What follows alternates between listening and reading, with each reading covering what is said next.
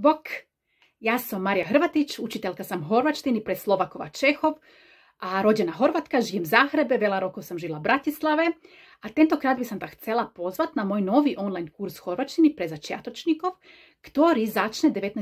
mája a bude trvať približne do 25. júla, takže trošičku viac ako 2 mjesece intenzívneho učenia sa.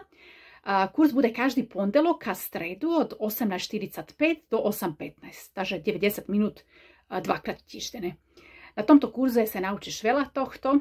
Naučíš sa vypýtať veci v obchode, reštaurácie, vybaviť si nejaký úrad, napísať e-mail obchodnému partnerovi alebo niekomu inému, nadväzať také jednoducho nejaké lepšie vzťahy a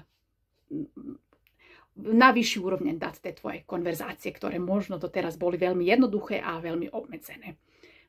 A samozrejme, okrem konverzácie budeme robiť trošičku aj gramatiky, naučíme sa prítomný, budúci, minulý čas, základné vzory skloňovania, pravopisu a tak, ale samozrejme doraz bude na konverzácii, lebo áno, viem, že veľa vás chce práve konverzovať v chorvačtine.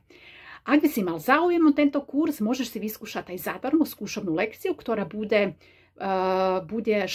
maja, takže 5 dní pred kurzom, a kde uvidíš, či sa ti to páči alebo nie. Ak sa ti nepáči, jednoducho nič sa to nestojí, na kurz si nekúpiš a to je všetko.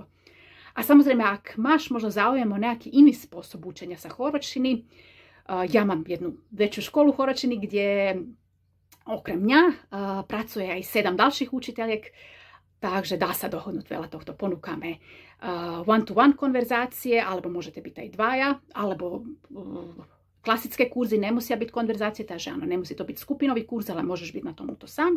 Všetko je online, lebo áno, všetky bývame v Chorvátsku. Nikto nebýva na Slovensku.